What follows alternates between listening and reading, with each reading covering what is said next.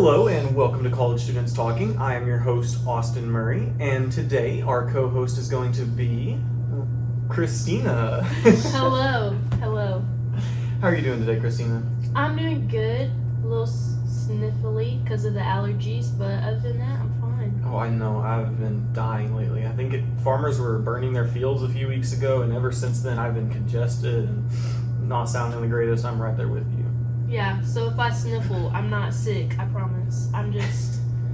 No, I'm going to turn around and run the other direction. You start sniffling, I'm gone. Just out of here. Yeah, that happened in one of my classes earlier. I was sitting next to a girl, and I started sneezing, and she was looking at me crazy, and I was like, I promise, I just have allergies. And she said okay, but I could tell she didn't believe me, so it's fine. Everything's fine. Ever since COVID, there have been people who are just deathly afraid. You sneeze, you cough, you make a sound, and they're going to get up and move seats. I mean, it happens. I know. I don't blame them, but...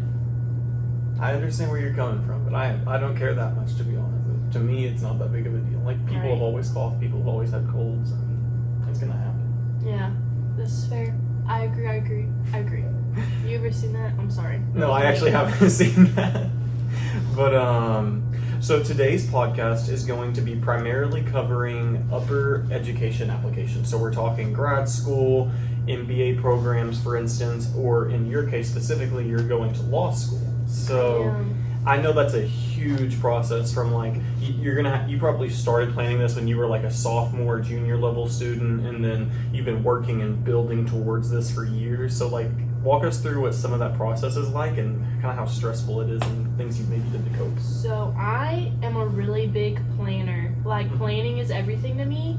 So you were right. Like, from the second I knew I'm like an official pre-law student, which I didn't come in a pre-law student. I started out business admin, and then my second semester freshman year, I switched. So like literally from that moment, I started planning because it's just what I do. I think it's fun. I highly recommend, especially as a senior, to look at what all you have to submit for an application before you actually want to start your application, because it's a process. It really is. So I am applying to 5 different law schools. Yeah. that's a lot of law schools anyway. So I made a 158 on my LSAT, which is pretty good for people who don't know. So I've been getting offers through emails to different law schools, which is why I'm applying to 5, because of the 5, 4 of them have offered me things if I get in. So I'm doing that. And I'm also applying to 1 master's program, the Clinton School of Public Service, because as of right now, my top pick is Bowen and Little Rock, because that's where I'm from. I can live at home, and they do a joint program with the law school there, so I can get my master's and my JD in 4 years. So all of them require at least 1 letter of recommendation. Some require 2. I haven't seen anyone require more than that, but I highly recommend getting to know your professors, because every part of your application is important, and people don't realize that. They think that your test score and your GPA is all that matters. But I toured Fayetteville last week, and she specifically told me that she looks like for the other pieces, because she doesn't want to just let someone in based off of the mathematical stuff. She says that she looks for really good personal statements and things to show like who exactly she's inviting in. And that's from a big SEC law school. So I'm assuming that's for all law schools if one that big is doing that. But yeah, you have to do letters of recommendation. So I recommend doing those first, because you never know the people that are writing your letters. So me in specific, one of my professors likes to do things at the very last minute. So get that done. Yeah, get that done first, out of the way. Then you have to write personal statements. So a personal statement is, I haven't written mine yet because I'm a chatty Cathy and I can't decide what I want to put in it and what I don't. But it's anywhere between 1 to 3 pages. The school will tell you exactly how many pages they want out of it, and that's something I have to do. I'm going to have to write multiple, because some of my law schools want a 2-page one, some of them want a 1-page one, some of them want 3-page ones. But it's literally just everything that you can't fit in a resume or in your GPA or in your test scores. So what you've been doing your 4 years at in undergrad. If your GPA is not that high, like why is your GPA not that high? Give a reason. If for some reason like you're in the military and you served and you had to take a break, if you got sick and had to take a break, like anything that happened that can explain the mathematical parts of your application. You also have to write, or at least you don't have to write, but you can write a diversity or adversity statement. It's called different things depending where you apply. And so something I learned this year actually was that apparently only 2% of lawyers are African American. I didn't know that. Yeah, it was in one of my textbooks this semester. And so law schools are really big in a diversity. And if you follow like Supreme Court news, you'll also know that that's in the courts right now because a school in Michigan, and I think Harvard Law School as well, have suits against them because they do affirmative action. And apparently it's been so rigorous because they're trying to get minorities in their law schools that they're picking on the minorities instead of white students. I just got off topic, but anyways, that's something I'm also learning about. And so diversity statements are very important because they want diversification. It makes them look good. It's beneficial for you because you're representing a population that isn't represented very well. So that's a big part of it. You have what else do you have? Some schools require specific essays. So I'm applying to the University of Florida Law School, and you have to write an essay specifically on why you want to go to the University of Florida and not somewhere else. Yeah, actually, when I was applying for my undergraduate, even here at A-State, that was one of the things I had to do for my scholarship applications was they wanted to know, why do you want to go to our school specifically? Like, what is it about our school that was attractive to you? But going back to one of the things you were saying earlier, I really like the point you made about you have to develop relationships with your professors, especially if you are going to these higher levels and higher institutions. You're not going to be able to do that with just, like you said, numbers on the page. Like, I could go to all my classes, I could get A's, but that's not going to make me stand out on an application, especially to a competitive post-secondary institution like that. They get all kinds of people with a great GPA, and I'm sure both of us could probably think of a person right now who has an amazing GPA and has great grades, but they maybe don't have like the personality to really survive something like law school where they're going to be getting yelled at and stuff like that all the time. And it's such a rigorous thing. So get better. Go talk to your professors. Make sure you know what you're trying to get yourself into. And then make sure you have someone who's willing to write that paper for you, that letter of recommendation. And if it is going to be a professor, like I love Dr. Lewis, I love him. I asked him to write me a letter of recommendation one time, and I sent him emails and texts about it, and when I went to go pick it up, he said, wait, that's due now? That was due like a few days ago? I thought it was due next month. So we went back in his text messages and his email where I had emailed and texted him about it saying it was due like 2 or 3 days beforehand. And he was like, oh, I'm so sorry. I was like, it's fine. I already talked to the person, it's cool, but make sure you're staying on top of it because if you wait till the last minute, it's not gonna work. So like Kristina said, start early, start your sophomore year, start your junior year, look at the application. Heck, even start writing some of that stuff. That's gonna massively help you in knowing who's gonna do what for you and where you might have a weakness so you can start to do better in that area. Yes, I am indebted to my law professors, truly, because I hear all the time about how law school is not a joke. It's not. It's gonna be tough, so much worse than undergrad. And I went and I toured my first law school, and everything that they've been telling me, I've been asking myself, like, are they just exaggerating? This could be an exaggeration. It's not an exaggeration, according to first year law students. So I'm indebted to them for preparing me. I feel like I'm so above the league prepared, but also for connecting me, because they're the ones who introduced me to the Clinton School, because I wasn't going to apply there. I'm from Little Rock, so I knew of it, but not about it, how it would affect me. They're the ones who are helping me, like, know people at law school. So I actually have a connection to people at multiple law schools now through my law professors. They're the ones who tell me what they're looking for, what you need to know, like what to look for when you go to a law school. So yeah, and even for other master programs too. Like my boyfriend is an accountant, and he talks to his professors about master's programs, what to look for in master's programs. really knowing your professors. I know people say that all the time, that it's a good thing to know, but it really is. Like, it's so beneficial to you. No, I absolutely agree. It's one of those things that, like, you hear it so often. You hear somebody say it, you're like, yeah, we know. But it's something most people still just gloss over. It's like, you really do have to know your professors. Like, I know there's a few professors at this school who, if you've had their class, they'll write you a letter of recommendation. But if you get a letter of recommendation from a professor who barely knew you, barely knows your name, they're not going to write you a great letter. It's going to say, hey, I had this person in class, they showed up and did their work. Versus if I asked that same professor for a letter of recommendation, they might write, I had Austin with this extracurricular and this. He is one of the most professional people I've ever met. He has this quality and this quality, which I think will make him stand out. Like, if Dr. Lewis writes you something, he's going to be like, this is the most prepared student I've ever met. She runs organizations for me, literally writes all the paperwork that needs to get done, and I just sign my name at the bottom. Like, this is the best student I've ever had. Love her with all my heart. Versus that random person who sat in the back and answered a few questions in class. He's going to go, I think I knew them in class. They were all right. Yeah, I kid you not. I almost cried when I read his letter of recommendation. Because I knew he was going to write something nice about me, and then I read it, and it was so, like, I teared up, and I am not a crier at all. And I actually sent it to my mom, and she told me she was going to frame it. And so, yeah, it's great. Oh, I love that. That is amazing.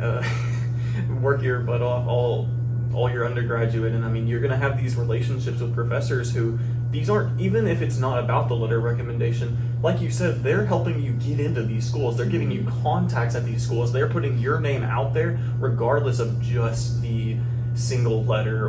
And then on top of that, they're saying, hey, this is a school that's actually really good. You may not have heard of it, but this is the reason why I think it would benefit you specifically.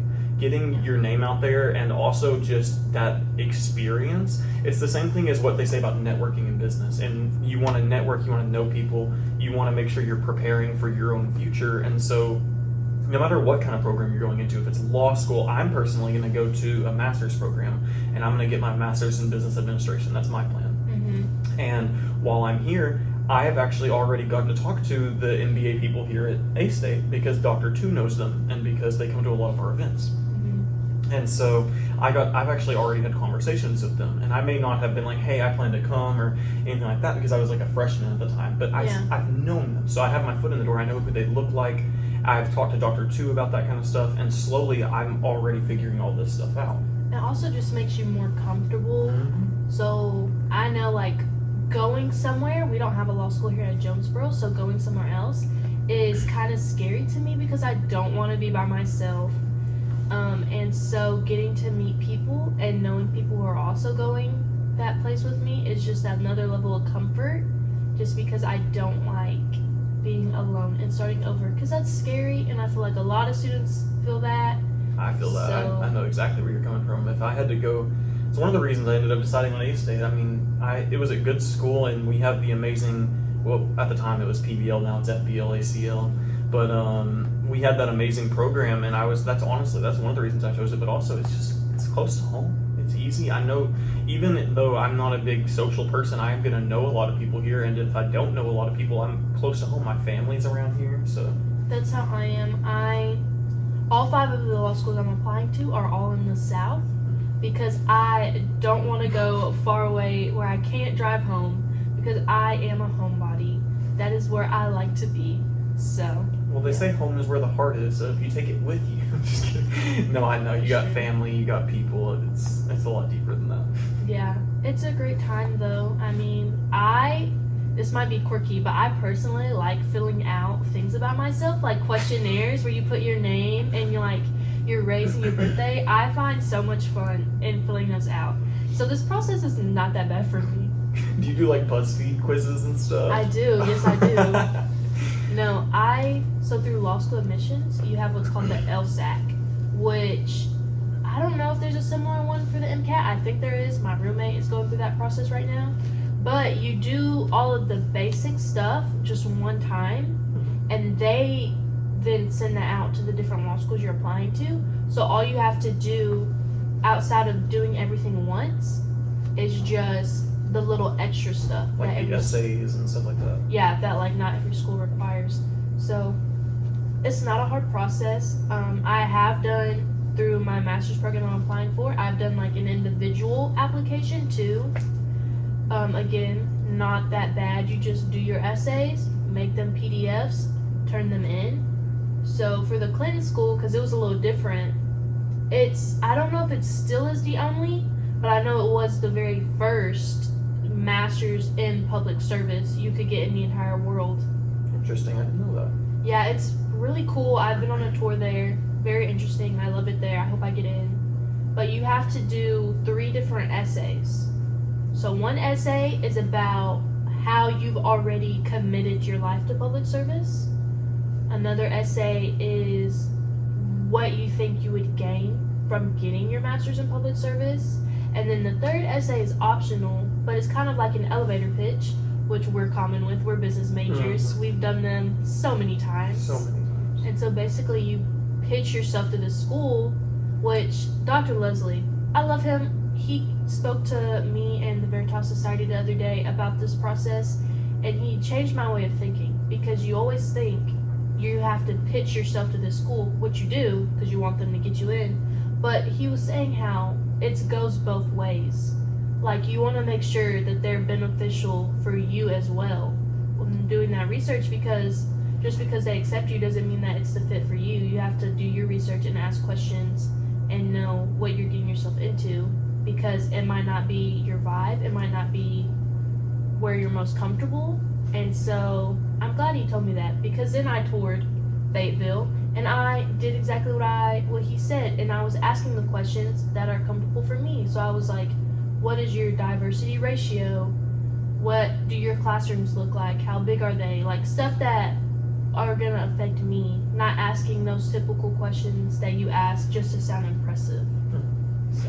No, yeah, I absolutely understand that, because I mean, if you're gonna go somewhere and you're gonna dedicate years of your life, thousands and thousands of dollars, you don't want to go and you show up and you're in a classroom of 250 people, you're a name on a piece of paper. You're at this point, it's a master's level institution, and you're just a name on a piece of paper hoping you pass. I mean, some people, that's gonna be perfectly fine, but I feel like you're the kind of person, you want to get to know your professor, you want to be in the smaller classroom settings, you don't want those huge massive classes. That's not you. Yes. So feeling that sense of needing to know is definitely an important one too.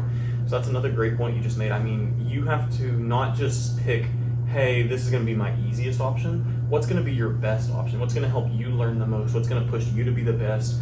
What's going to help with your career path even? Like, if you go to one of these huge institutions, is that going to be as beneficial to you as if you went to a slightly smaller one where you can develop relationships and network a little bit more? And if you do go to the big one, are you still going to network, or is that going to kind of make you back up a little bit, maybe into a shell, stuff like that? Yeah, so I know for law school in specific, you don't have to go in knowing what type of law you want to do. And I think a large portion don't, but I am lucky enough that I already got to know what type of law I want to do. And so that also is affecting my choice for law schools, because I can look and see which programs specify specifically in environmental law, which is what I want to do. And so when I went and toured, you know, like I asked specifically, like, do you have clinics, which are like internships for law schools? Do you have clinics for this? What do you do for this specific major? Well, not major, I guess. Focus, yeah, focus. So that's another part, is just knowing which programs are going to have my focus and will help me better for when I actually get into my career. So yeah. It's very interesting. So pretty much what we've talked about most of the time is when you're going to be going into one of these upper level programs in these post-secondary institutions, you really have to start early. This is not something you want to start, oh, hey, I'm a senior, I'm about to get ready to go into this program, what do I need to do? No, that's not how you do it. You're going to be behind. You want to start early, maybe sophomore, junior year. Look at the applications, look at where you want to go, and don't just pick somewhere that's, oh, they're 5 minutes away, it's going to make me comfortable to be at home. That's fine. It's fine to want to stay close to home, but at the same time, look and see, is this really going to help me? Are the class sizes what I need to succeed? Is there focus that I want to do? For instance, at Arkansas State, we offer, I think, 2 or 3 business master's programs. We have the MBA, the MAC. We also have the Melanie's doing masters in public administration or something like that. But like, we don't have every single one of the masters, so don't just settle for whatever's nearby. If there's something specific that's going to help you with your career path, go do that. So look up the applications, look up the details, call and talk to them. I'm sure they'd be happy to answer your questions, and develop relationships with your professors. You have to get letters of recommendation, and you want them to be good. You don't just want to say, this person came to class on time and got this grade, and I met them maybe 3 times outside of class. You want it to say, I talked to this student multiple times. They have a great future. They were in class. They were bright. I really enjoyed getting to talk to them. Maybe even go above and beyond. Do an extracurricular or two. Stand out from the crowd. Make sure that you know where you're going, and then make sure you pick something that you're going to be comfortable with in the end, and that's going to make you get where you want to go. Exactly. That sum it up well? Yeah, you did. Awesome. Well, I've been Austin. We've had the lovely Kristina on as the co-host today. Hello. Thank you. And this has been College Students Talking. Thank you guys so much, and see ya. Bye.